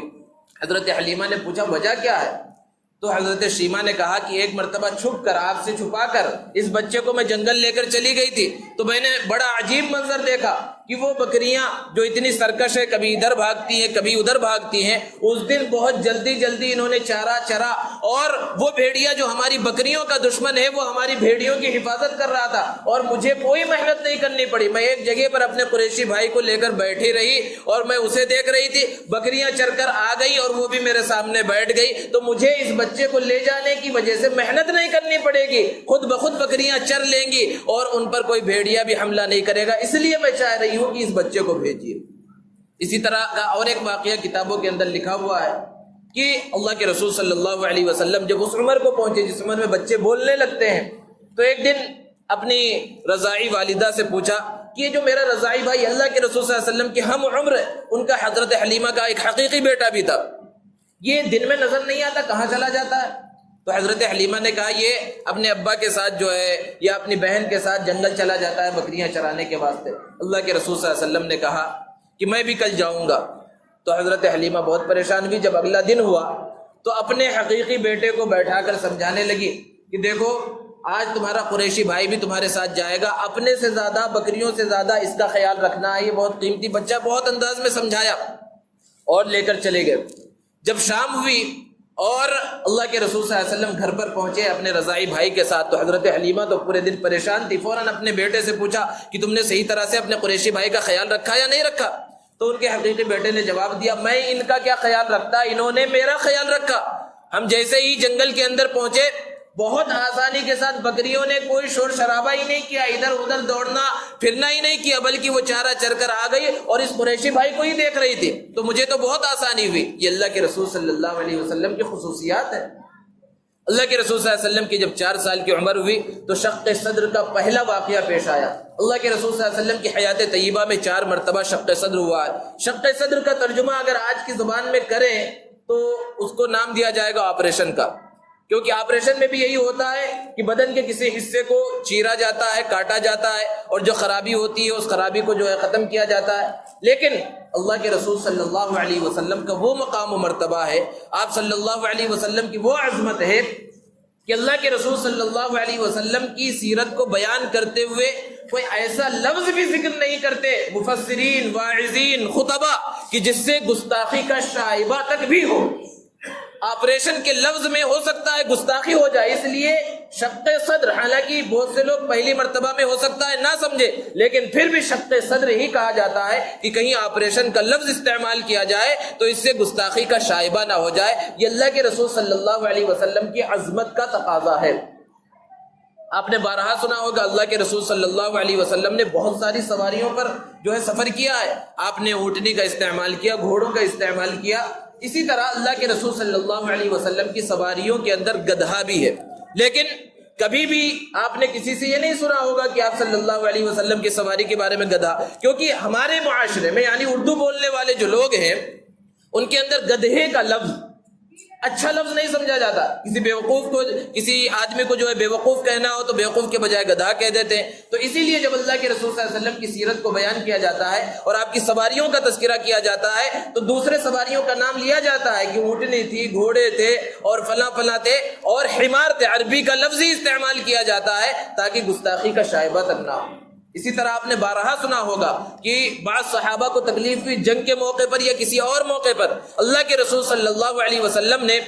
اس تکلیف کے مقام پر اپنا لعاب دہن لگا دیا اور تکلیف ختم ہو گئی. تکلیف کے زخم کے جو اثرات تھے وہ ختم ہو گئے. اب لعاب کا اگر ترجمہ کرے تو لعاب کا ترجمہ کیا ہوگا؟ تھوک. لیکن تھوک کا لفظ اردو کے اندر ایسا ہے جس سے تھوڑی سی کراہت اور ناپسندیدگی کا احساس ہوتا ہے. اسی لیے جب اللہ کے رسول صلی اللہ علیہ وسلم کے ان واقعات کو جس میں لعاب دہن کا تذکرہ آتا ہے تو اردو میں بیان ہو رہا ہوتا ہے، تب بھی بیان کرنے والا تھوک نہیں بولتا بلکہ لعاب دہن ہی کہتا ہے کہ کہیں گستاخی کا شائبہ تک نہ ہو جائے. یہ اللہ کے رسول صلی اللہ علیہ وسلم کے مقام و مرتبے کا تقاضا ہے، اللہ کے رسول صلی اللہ علیہ وسلم کے عظمت کا تقاضا ہے. بہرحال جب 4 سال کی عمر ہو گئی اللہ کے رسول صلی اللہ علیہ وسلم کی تو حضرت حلیمہ نے اللہ کے رسول صلی اللہ علیہ وسلم کو ان کی والدہ حضرت آمنہ کے حوالے کر دیا. ذرا تصور کیجئے 4 سال کی عمر ہی کیا ہوتی ہے، لیکن اللہ کے رسول صلی اللہ علیہ وسلم کے ہم نام لیوا ہیں، آپ سے محبت کا دعویٰ کرتے ہیں. محبت کے دعوے کا مطلب کیا ہے کہ اپنے محبوب کی ایک ایک ادا کو اپنا لیا جائے. آج ہمارے معاشرے کے اندر رشتوں ناتوں کا کیا مقام و مرتبہ رہ گیا ہے؟ دودھ کے رشتے کو، رضاعی رشتے کو تو رشتہ سمجھا ہی نہیں جاتا. آج حقیقی رشتوں کا حال کیا ہے؟ بھائی بھائی میں لڑائی ہو رہی ہے، باپ بیٹے میں لڑائی ہو رہی ہے، میاں بیوی میں لڑائی ہے، اور مختلف چاچا بھتیجے میں، ماموں بھانجے میں، ہر جگہ لڑائی ہے. لیکن اللہ کے رسول صلی اللہ علیہ وسلم نے اپنے رضاعی رشتہ داروں کا حق کس طرح ادا کیا؟ حالانکہ وہ کون سا رشتہ تھا؟ 4 سال تک صرف ان کے پاس رہے تھے اللہ کے رسول صلی اللہ علیہ وسلم. لیکن روایتوں سے پتہ چلتا ہے کہ جب غزوہ حنین ہوا، بہت بڑا غزوہ تھا، بہت بڑی جنگ تھی، بہت مسلمانوں کو اس میں تکلیف اٹھانی پڑی، اور اسی غزوے کے اندر اللہ کے رسول صلی اللہ علیہ وسلم نے ارشاد فرمایا انا النبی لا کذب انا ابن عبد المطلب، کہ میں جھوٹا نبی نہیں ہوں، میں عبد المطلب کا بیٹا ہوں. اللہ کے رسول صلی اللہ علیہ وسلم نے یہ اشعار کہے تھے لوگوں کو اپنی جانب متوجہ کرنے کے لیے تاکہ دوبارہ مسلمان جو ہے مستعد ہو کر یہاں میدان کے اندر جمے رہے. بہت بڑی فتح حاصل ہوئی، بہت سے مارے گئے کفار، اور جو قید کیے گئے ان کی تعداد 6000 تھی. جو مارے گئے تھے ان کی تعداد الگ ہے، جو مخالفین تھے جن سے جنگ ہو رہی تھی ان کے قیدیوں کی تعداد 6000 تھی. اللہ کے رسول صلی اللہ علیہ وسلم جب یہ قید ہو کر آئے، آپ صلی اللہ علیہ وسلم نے مال غنیمت کو تقسیم فرما دیا، اور یہ جو قیدی آئے تھے یہ بھی تقسیم کر دیے گئے، الگ الگ صحابہ کے حصے میں الگ الگ قیدی چلے گئے. اللہ کے رسول صلی اللہ علیہ وسلم ابھی وہیں تشریف فرما ہے. کچھ صحابہ اللہ کے رسول صلی اللہ علیہ وسلم کے پاس آئے اور عرض کیا قیدیوں میں خاتون بھی ہے، اور وہ کہہ رہی ہیں کہ میں آپ سے ملنا چاہتی ہوں، میں آپ کی بہن ہوں. اللہ کے رسول صلی اللہ علیہ وسلم نے ارشاد فرمایا میں عبیداللہ اور آمنہ کا اکلوتا بیٹا ہوں، میرا نہ کوئی بھائی ہے نہ بہن ہے، ذرا بلاؤ کون ہے وہ. جب وہ اللہ کے رسول صلی اللہ علیہ وسلم کے پاس تشریف لائی، آپ صلی اللہ علیہ وسلم انہیں پہچان نہ سکے، کیونکہ کہاں 4 سال کی عمر میں دیکھا تھا اور اب 50 سال سے زیادہ کا عرصہ گزر چکا ہے. نقش و نگار جو انسان کے چہرے کے ہوتے ہیں چند سالوں میں اگر انسان نہ دیکھے تبدیل ہو جاتے ہیں۔ حضرت شیمہ جب اللہ کے رسول صلی اللہ علیہ وسلم کے پاس پہنچی تو عرض کیا، اللہ کے رسول آپ نے مجھے پہچانا نہیں، میں آپ کی بہن ہوں، میں آپ کو گود میں کھلاتی تھی، آپ کو لوریاں دیتی تھی، اور لوریاں کن الفاظ میں دیتی تھی تاریخی روایتوں میں وہ الفاظ تک موجود ہیں کہ میں آپ سے کہا کرتی تھی یا اللہ ابقی لنا محمد، کہ اے اللہ ہمارے لیے محمد کو ہمیشہ باقی رکھنا۔ اور دیکھو اللہ نے میری دعا کو کس طرح قبول کیا کہ آپ کو وہ مقام و مرتبہ دیا ہے کہ آج میں آپ کی قیدی بن کر آپ کے سامنے حاضر بھی ہوں۔ اللہ کے رسول صلی اللہ علیہ وسلم نے انہیں پہچان لیا اور اپنی نبوت کی چادر ان کے واسطے بچھا دی اور کہا تشریف رکھیے۔ جب وہ بیٹھ گئیں اللہ کے رسول صلی اللہ علیہ وسلم نے ارشاد فرمایا اگر آپ چاہیں تو میرے پاس رہیں، میں آپ کی دیکھ بھال کروں گا، آپ کی کفالت کروں گا، اور اگر آپ اپنے قبیلے میں واپس جانا چاہیں تو کوئی روک نہیں ہے، اعزاز اور اکرام کے ساتھ میں آپ کو یہاں سے روانہ کروں گا۔ حضرت شیمہ نے کہا اللہ کے رسول میں واپس جانا چاہتی ہوں۔ اللہ کے رسول صلی اللہ علیہ وسلم نے بہت سے ہدیے تحائف دے کر انہیں روانہ کیا۔ جب وہ کچھ دور چلی گئی پھر واپس تشریف لائی اور عرض کیا اللہ کے رسول میں کیسے چلی جاؤں؟ اب میں ایسے ہی اکیلے اپنے قبیلے میں پہنچوں گی تو لوگ کیا کہیں گے کہ تمہارا ایک رشتہ محمد سے تھا جس کی وجہ سے تم بچ کر آ گئی، اپنے قبیلے والوں کا، اپنے علاقے والوں کا تم نے کچھ بھی خیال نہیں کیا۔ اللہ کے رسول صلی اللہ علیہ وسلم نے حکم دیا کہ 6 کے 6000 قیدیوں کو آزاد کر دیا جائے۔ غزوہ حنین میں 6000 قیدی بن کر آئے تھے، اس میں کوئی اختلاف نہیں۔ 6000 قیدیوں کو آزاد کیا گیا، اس میں بھی کوئی اختلاف نہیں۔ ہاں وجوہات میں اختلاف ہے کہ کس وجہ سے ان 6000 قیدیوں کو آزاد کیا گیا تھا۔ ایک وجہ مفسرین نے اور مؤرخین نے یہ بیان کی ہے، محدثین نے یہ بیان کی ہے کہ حضرت شیمہ کی وجہ سے 6000 قیدیوں کو، جبکہ بعض قیدیوں کو تقسیم بھی کر دیا گیا تھا، لیکن وہ صحابہ اللہ کے رسول صلی اللہ علیہ وسلم کے حکم کے آگے اپنے سر کو جھکانے والے تھے۔ اللہ کے رسول صلی اللہ علیہ وسلم کے کہنے کی وجہ سے سب کو واپس کر دیا۔ نتیجہ کیا نکلا؟ اللہ کے رسول صلی اللہ علیہ وسلم کے کسی فیصلے کے اندر حکمت نہ ہو، ایسا ہو ہی نہیں سکتا۔ نتیجہ کیا نکلا کہ حضرت شیمہ سمیت وہ 6 کے 6000 قیدی، معمولی تعداد نہیں ہے، سب کے سب دامن اسلام کے اندر آ گئے، سب کے سب مسلمان ہو گئے۔ یہ نتیجہ نکلا۔ ذرا تصور کیجئے کہ وہ 4 سال اللہ کے رسول صلی اللہ علیہ وسلم صرف ان کے ساتھ رہے تھے اور کس طرح حق ادا کیا۔ حضرت حلیمہ کے پاس تو بہرحال 4 سال رہے۔ حضرت سویبہ کا دودھ اللہ کے رسول صلی اللہ علیہ وسلم نے صرف چند دنوں پیا تھا، جو ابو لہب کی باندھی تھی۔ ان کا حق اللہ کے رسول صلی اللہ علیہ وسلم نے کس طرح ادا کیا کہ جب تک آپ مکہ المکرمہ میں رہے، نبوت سے پہلے کی جو زندگی ہے اس زندگی میں اور نبوت ملنے کے بعد کی جو زندگی ہے اس زندگی میں پورے 53 سال تک اللہ کے رسول صلی اللہ علیہ وسلم حضرت سویبہ کا خیال رکھتے رہے، ان کے پاس تحفے تحائف بھیج دیا کرتے تھے، ان کی دیکھ بھال کرتے تھے۔ اور جب ہجرت کر کے مدینہ المنورہ تشریف لے گئے، کوئی بھی مدینہ سے مکہ جانے والا ملتا تو حضرت سویبہ کے واسطے اللہ کے رسول صلی اللہ علیہ وسلم کچھ نہ کچھ ہدیہ اور تحفہ روانہ کرتے۔ جب مکہ فتح ہوا، اللہ کے رسول صلی اللہ علیہ وسلم 10,000 صحابہ کرام رضوان اللہ تعالی علیہ مجمعین کے ساتھ مکہ المکرمہ میں فاتحانہ انداز میں داخل ہو رہے۔ ذرا تصور کیجئے مکہ کی جو فتح ہے وہ عام فتح نہیں تھی، کتنی خوشی کا موقع نہیں ہوگا، کیونکہ اللہ کے رسول صلی اللہ علیہ وسلم اس شہر میں فاتحانہ انداز میں داخل ہو رہے ہیں جس شہر سے آپ کو نکالا گیا تھا، جس میں آپ پیدا ہوئے تھے، جس شہر میں کعبۃ اللہ موجود ہے، جس سے آپ بہت زیادہ محبت کرتے تھے، اس شہر میں وہاں پر وہ ظالمین بھی موجود ہیں، ان کے سامنے پہنچ رہے، کیسی خوشی کا موقع نہیں ہوگا۔ آج انسان کو معمولی خوشی ملتی ہے تو بہت کچھ بھول جاتا ہے، اپنوں کو بھول جاتا ہے خوشی میں۔ ایسی خوشی کا موقع ہے، ایسی خوشی کے موقع پر بھی اللہ کے رسول صلی اللہ علیہ وسلم اپنی رضائی والدہ حضرت سویبہ کو نہیں بھولے۔ لوگوں سے پوچھا حضرت سویبہ باحیات ہیں؟ لوگوں نے کہا نہیں، ان کا تو انتقال ہو چکا ہے۔ اللہ کے رسول صلی اللہ علیہ وسلم نے افسوس کا اظہار کیا۔ پھر پوچھا ان کے بیٹے میرے رضائی بھائی مسرور زندہ ہیں؟ لوگوں نے کہا ان کا بھی انتقال ہو چکا ہے۔ اللہ کے رسول صلی اللہ علیہ وسلم نے ارشاد فرمایا اگر آج وہ باحیات ہوتے تو میں ان کے ساتھ حسن سلوک کرتا۔ یہ ہے نبی کریم صلی اللہ علیہ وسلم کی تعلیمات کہ کون سا رشتہ ہے؟ دودھ کا رشتہ۔ 2-3 دن یا 4-5 دن، زیادہ سے زیادہ 7 دنوں تک حضرت سویبہ کا دودھ پیا تھا اللہ کے رسول صلی اللہ علیہ وسلم نے، لیکن اس رشتے کا کتنا خیال کیا اور آج ہمارا حال کیا ہے؟ اللہ کے رسول صلی اللہ علیہ وسلم کے نام لیوا ہیں، آپ صلی اللہ علیہ وسلم سے محبت کا دعویٰ کرتے ہیں، لیکن کس طرح ہم رشتوں کی دھجیاں اڑا رہے ہیں،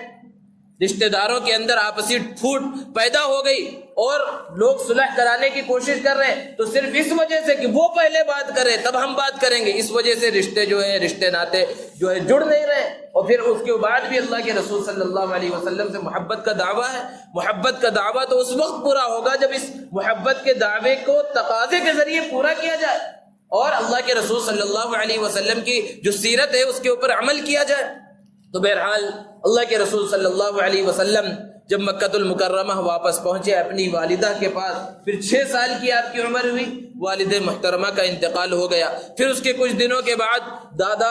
حضرت عبدالمطلب کا انتقال ہو گیا، ایک کے بعد ایک سہارے اللہ رب العزت نے چھین لیے۔ وجہ کیا تھی؟ مفسرین نے بیان فرمایا کہ اگر سب باحیات ہوتے، آپ کے والد بھی زندہ ہوتے، والدہ بھی زندہ ہوتی، دادا بھی زندہ ہوتے، سب دیکھ بھال کرنے والے موجود رہتے، اور کل کے دن اللہ کے رسول صلی اللہ علیہ وسلم کو بڑا مقام و مرتبہ ملتا، تو کہنے والے یہ کہہ دیتے کہ بھائی ان کے اندر جو کمال ہے ان کے باپ کی تربیت کا نتیجہ ہے، اس بچے کے اندر جو آپ کو خوبی نظر آ رہی ہے یہ ماں کی تربیت کا نتیجہ ہے، فلاں کی تربیت کا نتیجہ ہے۔ آج ایسا کہا جاتا نہیں کہا جاتا کہ اگر بچہ کامیاب ہو جائے تو کہتے ہیں بھائی اس کے بھائی بہت اچھے ہیں، اس کے والد بہت اچھے ہیں، ان کا گھرانہ بہت اچھا ہے، اس لیے دیکھو بچہ بہت اچھا ہے۔ اللہ رب العزت چاہتے تھے کہ سارے سہارے ختم کر دے اور اپنا سہارا عطا فرمائے، اسی لیے فرمایا الم نجدک یتیما فآوی، کہ آپ کو یتیم پایا تو آپ کو ہم نے پناہ دی۔ اور پھر اللہ رب العزت نے حضور اکرم صلی اللہ علیہ وسلم کی دیکھ بھال کی، اور پھر حضور اکرم صلی اللہ علیہ وسلم کی جو زندگی گزری ہے 40 سال تک نبوت سے پہلے کی زندگی، آپ صلی اللہ علیہ وسلم نے شعور کی عمر میں قدم رکھنے کے بعد سب سے پہلے جس چیز کی جانب توجہ کی وہ کسب معاش ہے، روزی کمانا۔ اس کے اندر ہمارے نوجوانوں کے واسطے بڑا سبق ہے۔ وہ نوجوان جو اپنے والدین کی اور باپ دادا کی کمائی پر جو ہے بھروسہ کیے ہوئے رہتے ہیں کہ ہمارے باپ دادا کے پاس بہت ہے اور خود کچھ کام کاج نہیں کرتے، ان کے واسطے سبق ہے کہ اللہ کے رسول صلی اللہ علیہ وسلم نے سب سے پہلے کسب معاش کی طرف توجہ کی، اپنے چچا ابو طالب کی بکریوں کو چرایا، اور پھر اللہ کے رسول صلی اللہ علیہ وسلم نے ملک شام کے بھی سفر کیے۔ پہلا ملک شام کا جب سفر کیا، حضرت ابو طالب بھی ساتھ میں ہیں اور قافلہ جا رہا ہے، تو ایک مقام پر پہنچے، وہاں پر قافلے نے پڑاؤ کیا، وہاں ایک راہب رہتا تھا جس کا نام بحیرہ تھا، وہ وہاں سے کوئی بھی گزرتا وہ اپنے عبادت خانے سے کبھی باہر نہیں نکلتا تھا، کسی سے سلام کلام نہیں کرتا تھا، کسی سے ملتا جلتا نہیں تھا، کسی کو کھلاتا پلاتا نہیں تھا۔ لیکن جب وہ قافلہ گزرا جس میں محمد عربی صلی اللہ علیہ وسلم ہے، روایتوں کے اندر ہے کہ اس وقت عمر 10 یا 12 سال تھی، تو اس وقت وہ فوراً اپنے عبادت گاہ سے باہر آیا۔ لوگوں نے پہلی مرتبہ اس راہب کو، اس عبادت گزار کو وہاں پر دیکھا اور پوچھا کہ یہ قافلہ کہاں سے آ رہا ہے، اور پھر قافلے میں ایسا دیکھ رہا ہے جیسے کسی کو خاص تلاش کر رہا ہے۔ حضور صلی اللہ علیہ وسلم کے پاس پہنچا تو پوچھا کہ یہ بچہ کون ہے، اس کا باپ کون ہے؟ تو حضرت ابو طالب نے کہا میں اس کا باپ ہوں۔ تو اس نے کہا نہیں، تم باپ ہو ہی نہیں سکتے، کیونکہ ہماری جو آسمانی کتاب ہے اس کے اعتبار سے اس بچے کا تو کوئی باپ موجود نہیں ہے، اس بچے کے باپ کا تو انتقال ہو چکا ہے اور یہ آگے چل کر بہت بڑا بچہ بننے والا ہے، تم لوگ یہیں سے واپس لوٹ جاؤ، اس بچے کو آگے لے کر نہ جاؤ، اس کے دشمن آگے جا کر قتل کر دیں گے۔ اور پھر وہ راہب جس نے کبھی کسی قافلے کی مہمان نوازی نہیں کی تھی، اندر گیا اور پورے قافلے والوں کے واسطے اس نے بہت اچھا کھانا تیار کیا، اور جب کھانا تیار ہو گیا اور باہر لے کر آیا تو دیکھا کہ وہاں پر ایک درخت تھا اور درخت کے سائے میں سارے لوگ بیٹھے ہیں اور حضور صلی اللہ علیہ وسلم وہاں نہیں ہیں۔ پوچھا کہاں گئے، تو لوگوں نے کہا ادھر پہاڑی کی طرف گئے ہیں، پھر آپ صلی اللہ علیہ وسلم ادھر سے آ رہے ہیں۔ تو اب کہیں بھی سائے میں جگہ نہیں تھی، درخت کا جتنا سایہ تھا سارے سائے پر سارے لوگ بیٹھے ہوئے تھے، تو وہ درخت کا سایہ وہ اس راہب نے دیکھا، سارے لوگوں نے دیکھا کہ وہاں سے ہٹ کر حضور اکرم صلی اللہ علیہ وسلم کے اوپر آ گیا، اور اس وقت اس نے کہا کہ آگے چل کر نبی بننے والے ہیں۔ اسی طرح جب دوسرا سفر ہوا اللہ کے رسول صلی اللہ علیہ وسلم کا ملک شام کا، تو نستورہ راہب سے ملاقات ہوئی اور اللہ کے رسول صلی اللہ علیہ وسلم ایک درخت کے نیچے بیٹھے تو وہ بھاگ کر آیا اور اس نے کہا کہ اس درخت کے نیچے صرف نبی ہی بیٹھتا ہے۔ آخری مرتبہ حضرت عیسیٰ علیہ السلام اس درخت کے نیچے بیٹھے تھے۔ پھر ایک سفر حضرت خدیجۃ الکبریٰ رضی اللہ تعالی عنہا کے وکیل کی حیثیت سے اللہ کے رسول صلی اللہ علیہ وسلم نے ملک شام کا کیا۔ اور جب ملک شام کا سفر کیا اور تجارت کر کے واپس لوٹے تو بہت زیادہ نفع ہوا۔ حضرت خدیجہ الکبریٰ رضی اللہ تعالی عنہا نے حضرت حمزہ رضی اللہ تعالی عنہ جو اللہ کے رسول صلی اللہ علیہ وسلم کے چچا ہیں ان کے توسط سے نکاح کا پیغام دیا، اور حضور اکرم صلی اللہ علیہ وسلم نے اس نکاح کے پیغام کو قبول کیا، اور حضور اکرم صلی اللہ علیہ وسلم کا نکاح 25 سال کی عمر میں، جب حضرت خدیجہ الکبریٰ رضی اللہ تعالی عنہا کی عمر 40 سال ہے، آپ صلی اللہ علیہ وسلم کا نکاح ہوا، اور جب تک حضرت خدیجہ الکبریٰ رضی اللہ تعالی عنہا باحیات رہیں اللہ کے رسول صلی اللہ علیہ وسلم نے کوئی دوسرا نکاح نہیں کیا۔ جب حضرت خدیجہ الکبریٰ کا انتقال ہوا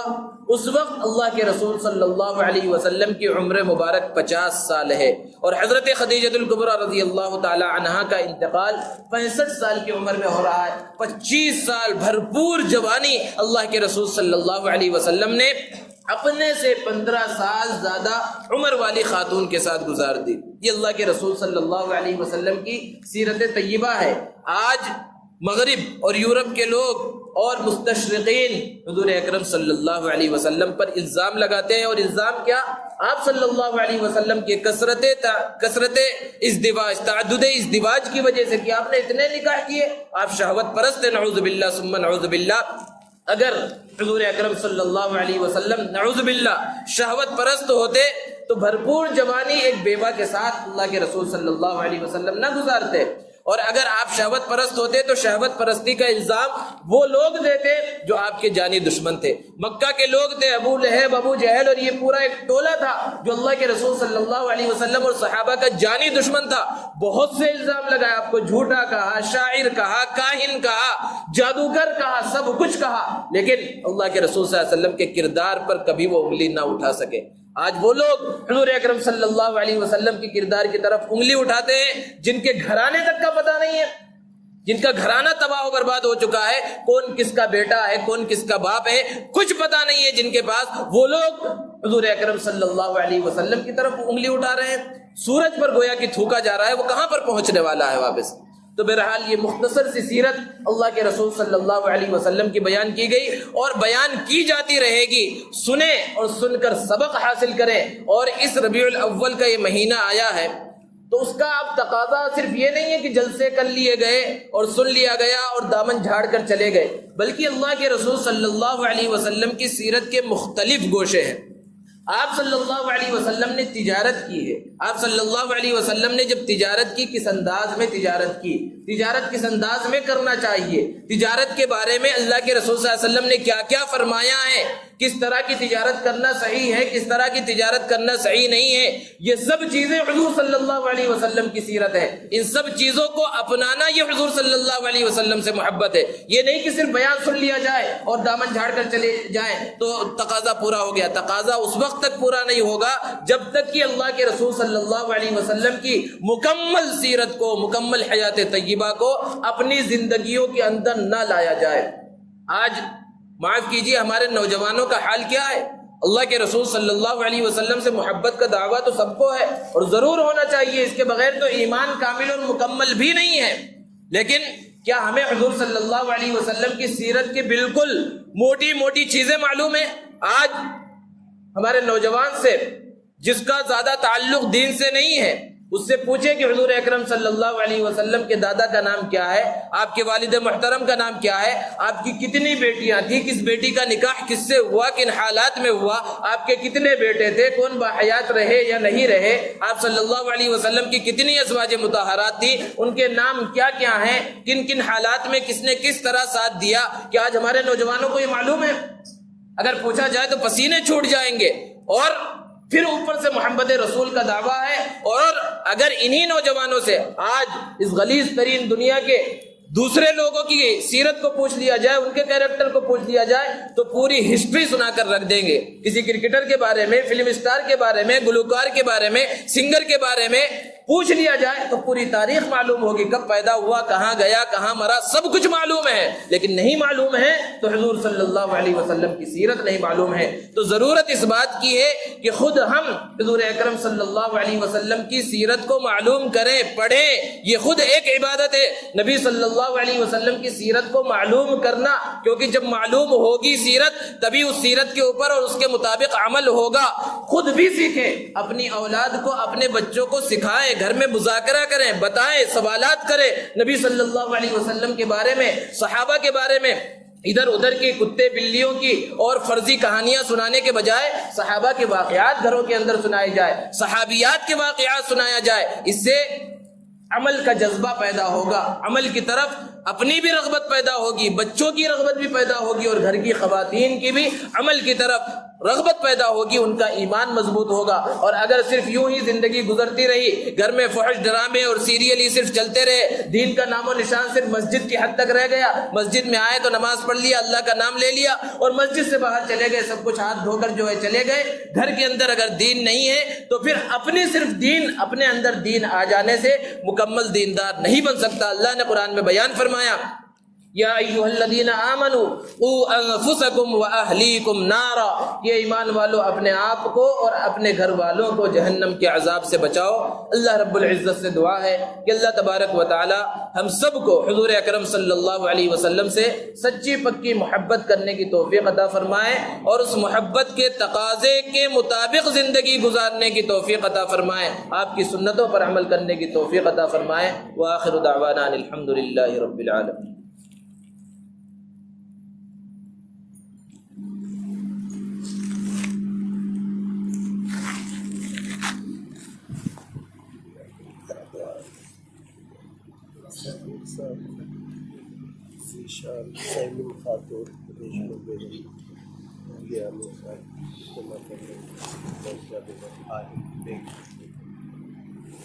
الحمد للہ رب العالمین، اللہم صل علی سیدنا و مولانا محمد وبارک وسلم۔ یا اللہ یا رحمن یا رحیم یا ذا الجلال والاکرام، یا احد الصمد الذی لم یلد ولم یولد ولم یکن له کفوا احد، اللهم يا أول الأولين ويا آخر الآخرين، ظلمنا أنفسنا وإن لم تغفر لنا وترحمنا لنكونن من الخاسرين، رب اغفر وارحم وأنت خير الراحمين، اللهم إنك عفو كريم تحب العفو فاعف عنا يا كريم۔ یا رب العالمین ہمارے گناہوں کو معاف فرما، یا الہ العالمین ہماری خطاؤں سے درگزر فرما، یا رب العالمین ہمارے صغیرہ کبیرہ جانے میں انجانے میں جو بھی گناہ ہو گئے ہیں اپنے فضل و کرم سے معاف فرما۔ یا رب العالمین امت مسلمہ پر رحم فرما، جہاں بھی مسلمان پریشان حال ہیں ان کی پریشانیوں کو دور فرما۔ یا رب العالمین جو مقروض ہیں ان کے قرضوں کی ادائیگی کے غیب سے اسباب مہیا فرما۔ یا رب العالمین جو بے روزگار ہیں انہیں حلال روزی عطا فرما۔ یا رب العالمین حلال روزی میں برکت عطا فرما، حرام اور مشتبہ کمائی سے امت مسلمہ کی حفاظت فرما۔ یا رب العالمین جو بیمار ہیں انہیں شفاء کاملہ دائمہ عاجلہ مستمرہ عطا فرما۔ یا رب العالمین خصوصاً رفیق صاحب کو شفاء کاملہ عطا فرما، ذیشان صاحب کو شفاء کاملہ عطا فرما، سیمن خاتون صاحبہ کو شفاء کاملہ عطا فرما، ریشمہ بیگم صاحبہ کو شفاء کاملہ عطا فرما، امیر صاحب کی اہلیہ کو شفاء کاملہ عطا فرما، غوثیہ بیگم صاحبہ کو شفاء کاملہ عطا فرما، آہل بیگ صاحب کو شفاء کاملہ عطا فرما، اور بھی جو حضرات بیمار ہیں سب کو شفاء کاملہ دائمہ عاجلہ مستمرہ عطا فرما۔ یا رب العالمین جو اس دنیا سے رخصت ہو گئے ان کی مغفرت فرما۔ یا رب العالمین ہم سب کا خاتمہ اپنے اپنے وقت پر ایمان پر فرما۔ یا رب العالمین موت سے پہلے موت کی صحیح تیاری کرنے کی توفیق عطا فرما۔ یا رب العالمین عذاب قبر سے حفاظت فرما، محشر کی رسوائیوں سے حفاظت فرما، عذاب جہنم سے حفاظت فرما، جنت الفردوس میں داخلہ عطا فرما۔ یا رب العالمین جنت الفردوس میں لے جانے والے اعمال کرنے کی توفیق عطا فرما۔ یا رب العالمین اعمال جہنم سے حفاظت فرما۔ یا رب العالمین حوض کوثر پر حضور اکرم صلی اللہ علیہ وسلم کے دست مبارک سے جام کوثر عطا فرما۔ یا رب العالمین حضور صلی اللہ علیہ وسلم کی سفارش عطا فرما۔ یا رب العالمین حرمین شریفین کی حفاظت فرما۔ یا رب العالمین حرمین شریفین کی زیارت کی توفیق عطا فرما۔ یا رب العالمین حج مبرور کی توفیق عطا فرما۔ یا رب العالمین مدارس اسلامیہ کی حفاظت فرما، مساجد کی حفاظت فرما، خانقاہوں اور تبلیغی مراکز اور دینی مکاتب کی حفاظت فرما۔ یا رب العالمین ملک میں امن و امان قائم فرما، فتنہ اور فساد سے حفاظت فرما۔ یا رب العالمین ظالموں کے ظلم سے حفاظت فرما، شریروں کی شرارت سے حفاظت فرما، فتینوں کے فتنے سے حفاظت فرما، حاسدوں کے حسد سے حفاظت فرما۔ یا رب العالمین امت مسلمہ میں اتحاد اور اتفاق پیدا فرما، اختلاف اور انتشار سے حفاظت فرما۔ یا رب العالمین کرنول میں اگلے مہینے جو اجتماع ہونے والا ہے اس کو کامیاب فرما۔ یا رب العالمین جو تیاریاں چل رہی ہیں ان تیاریوں کو آخری مراحل تک پہنچا دے۔ یا رب العالمین اس اجتماع کو بے انتہا قبول فرما، کامیاب فرما۔ یا رب العالمین جو حضرات اس کے اندر حصہ لے رہے ہیں جانی اور مالی طور پر، یا رب العالمین ان کے حصہ لینے کو قبول فرما۔ یا رب العالمین ہم سب کو مرتے دم تک دین کی خدمت کے واسطے قبول فرما، اخلاص کے ساتھ عمل کرنے کی توفیق عطا فرما۔ یا رب العالمین ریاکاری اور شہرت اور دکھاوے سے ہماری اور پوری امت مسلمہ کی حفاظت فرما۔ یا رب العالمین جن لوگوں نے